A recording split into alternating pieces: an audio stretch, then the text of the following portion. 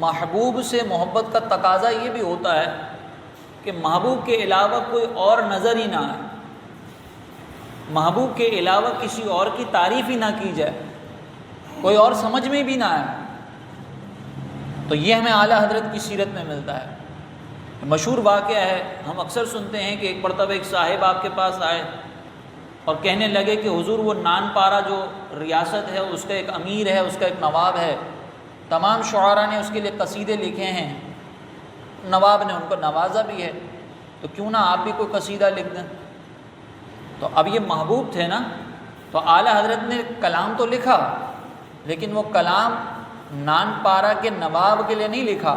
بلکہ وہ نبی کریم علیہ الصلوۃ والسلام کی مدح میں لکھا۔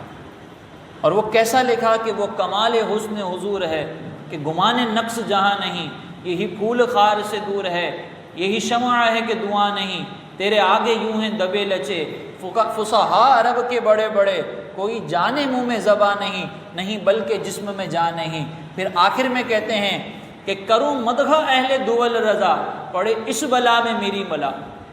اہل دول یعنی دنیا والے، تو اعلیٰ حضرت فرماتے ہیں کہ ان دنیا والوں کی تعریفیں کروں، یہ تو ایک بلا ہے، اس بلا کے اندر میری بلا مبتلا ہو جائے۔ پھر آگے کہتے ہیں کہ میں گدا ہوں اپنے کریم کا، میرا دین پارا ہے نہ نہیں۔ اب یہاں پر آپ دیکھیں کہ جب تعریف کی تو اس کا رد بھی کر دیا، اور رد کس انداز سے کیا کہ نان پارا ریاست تھی، اور جملہ آپ نے ادا کیا پارا ہے نان، یعنی روٹی کا ٹکڑا، کہ وہاں سے مجھے روٹی کے ٹکڑے ملے اور پھر میں اس کی تعریف کروں۔ تو نان پارا کا بھی رد کر دیا، یہ بھی بتا دیا کہ میں گدا ہوں اپنے کریم کا، میرا دین پارا ہے نان۔ جب بھی دیکھتے ہیں سرکار علیہ الصلوۃ والسلام کی ذات میں کمالات ہی دیکھتے ہیں، جب بھی غور کیا کمال ہی نظر آیا، اور یہ بھی محبت کا ایک تقاضا ہے۔ سرکار علیہ الصلوۃ والسلام نے فرمایا کہ محبت آدمی کو اندھا اور بہرا کر دیتی ہے، یعنی جب محبوب کے اندر نقص ہو تب بھی وہ نقص نظر نہ آئے، لیکن جس کا محبوب ایسا ہو کہ جس کی ذات میں نقص ہی نہ ہو، تو پھر اس کی ذات کی طرف نقص کو کوئی متوجہ کرنے کی کوشش بھی کرے، کہیں شبہ بھی ہو، تو میرے اعلیٰ حضرت نے اس شبے کو بھی دور کیا۔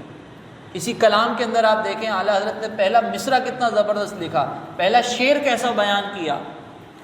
فرماتے ہیں کہ وہ کمال حسن حضور ہے، نبی کے حسن کا کمال کیا ہے کہ گمان نقص جہاں نہیں، جہاں پہ نقص کا تو گمان بھی نہیں ہو سکتا،